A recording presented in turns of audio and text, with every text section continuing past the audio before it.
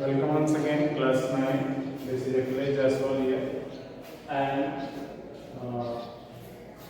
this is the theorem, the next exercise, and the exercise is 10.2 after this one. And we have to learn two theorems before starting the exercise 7.2. And first theorem is given in the book and theorem 7.2. And theorem states that angles opposite to equal sides of an isosceles triangle are equal. theorem कह रहा है कि कोई isosceles triangle है तो उसके equal साइडों के अपोजिट एंगल आपस में इक्वल होते हैं। इसका मतलब ये हुआ कि अगर कोई ट्रायंगल इस तरीके से है और ये आइसोसेलेस ट्रायंगल है तो ये साइड इक्वल होंगे, और अगर ये इक्वल साइड हैं तो इनके अपोजिट एंगल ये और ये दोनों एंगल आपस में क्या होंगे, इक्वल होंगे। ऐसा हमें क्या करना है, प्रूव करना है।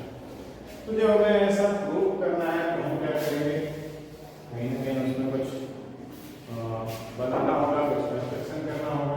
तो पहले हम मान लेंगे कि let ABC is an isosceles triangle in which AB equal to AC। मान लिया कि ABC एक ट्रायंगल है जिसमें AB और AC आपस में इक्वल है। तो हमें प्रूव क्या करना है, to prove angle B is equal to angle C। Angle B और एंगल C आपस में इक्वल दिखाना है। तो हम यहाँ एक कंस्ट्रक्शन करेंगे, और कंस्ट्रक्शन इसलिए कि ये एंगल इसके बराबर दिखाने के लिए जरूरी है कि दो ट्रायंगल हों, और दो ट्रायंगल होंगे और दोनों को हम कॉन्ग्रुएंट दिखा देंगे। तो हम कह लेंगे कि by congruency angle B equal to angle C। किसी एक ट्रायंगल में कॉन्ग्रुएंसी संभव भी नहीं है, तो हमने क्या किया, एंगल बाइसेक्टर बना लिया। तो हमने कंस्ट्रक्शन में लिखा draw AB through A which bisects angle A। AB A से होकर के आ रही है जो एंगल A को बाइसेक्ट करेगी, मतलब ये एंगल बराबर इसके होगा। ऐसा हमने कंस्ट्रक्शन बनाया। अब का उसमें इन ट्रायंगल ABD, इन ट्रायंगल ABD इस ट्रायंगल में, और दूसरा ट्रायंगल कौन सा है, ACD। In triangle ABD and triangle ACD आपको कुछ चीजें पहले से मिलेंगी। इसमें दे रखा है AB इक्वल टू AC, तो AB और AC इक्वल दिखाया, यहाँ ब्रैकेट में लिख दिया गया है, ये ऐसा दे रखा था। अब इसमें AB जो साइड है, AB इस ट्रायंगल में भी आएगा और इस ट्रायंगल में भी आएगा। तो हम कहेंगे AB इक्वल टू AB का। इसके बाद एंगल BAD की बात करेंगे, तो एंगल BAD मतलब ये एंगल, और एंगल CAD। तो ये एंगल CAD और ये एंगल BAD आपस में इक्वल होगा, reason since AD is bisector of angle A। अब हमें दो साइड और एक एंगल मिल गया, ये साइड और उनके बीच का एंगल, साइड और उनके बीच का एंगल आपस में इक्वल हो गए, तो दोनों ही ट्रायंगल ABD कॉन्ग्रुएंट और triangle ACD by SAS congruence criteria. ठीक है। अब अगर ऐसा हो गया तो हम लिखेंगे angle B equal to angle CB congruent part of corresponding triangle. ठीक है, sorry, corresponding part of congruent triangle, corresponding part of congruent triangle है, इसलिए दोनों आपस में इक्वल हो। अब इस तरीके से ये प्रूव हो गया कि angles opposite to equal sides are equal. तो ये तो रहा आपका थ्योरम 7.2। अब चलते हैं थ्योरम 7.3। ये जो 7.3 थ्योरम आपको मैंने बताया, तो वो कन्वर्स ऑफ थ्योरम 7.2। इसमें दे रखा है the sides opposite to equal angles of a triangle are equal. जो साइड होते हैं opposite to equal angles, equal angle के अपोजिट जो साइड होते हैं किसी भी ट्रायंगल में वो आपस में इक्वल होंगे और एक तरह से वो आइसोसेलेस ट्रायंगल होगा।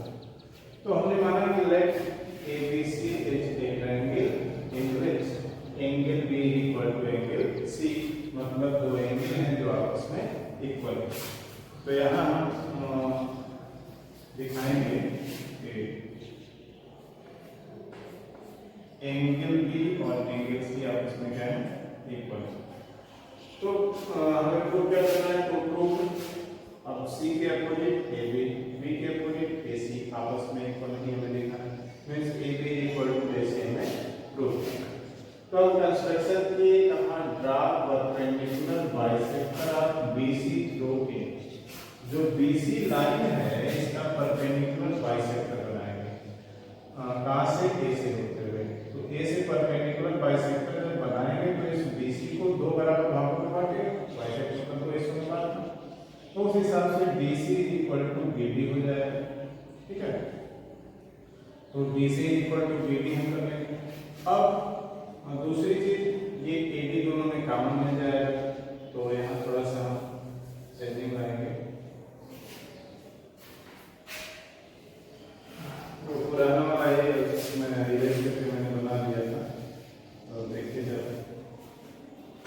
तो हम कहेंगे कि इन ट्रायंगल ABD, अभी ADBC के परपेंडिकुलर तो ही है, कहेंगे in triangle ABD and triangle ACB, ABD और ACB, BD equal to BC मिलेगा और angle B equal to angle C। तो angle B equal to angle C given already दिया हुआ है। AB इक्वल टू AB, दोनों में कॉमन हो गया। फिर ये BD इक्वल टू CD हो जाएगा। तो BD और CD इक्वल क्यों होगा, क्योंकि AB is perpendicular bisector of BC, AD BC का परपेंडिकुलर बाइसेक्टर है, इसलिए BD और CD आपस में इक्वल हो। तो इस तरीके से ये triangle ABD is converted to triangle ACD हो गया बाय SAS कन्वर्जेंस क्राइटेरिया। अब ये SAS कन्वर्जेंस क्राइटेरिया यहाँ कहाँ देखने जा रहे हैं, तो ये साइड और ये एंगल, तो इस एंगल को ना दिखाकर कैमरे वाला एंगल दिखाते हैं ताकि हमारा SAS कन्वर्जेंस क्राइटेरिया हो जाए। अगर इस एंगल को दिखाते हैं तो हम दूसरी कन्वर्जेंस सीरीज में शामिल कर सकते हैं, एंगल साइड मींस ASA।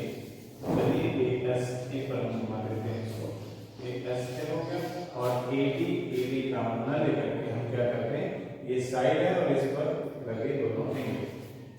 तो यहाँ AD की जगह क्या कर दीजिए, यहाँ कर दीजिए angle ADB equal to angle ABC equal to 90 degree since AD is perpendicular to BC। AD perpendicular bisector मतलब परपेंडिकुलर होगा तो AB 90 होगा, AB 90 होगा।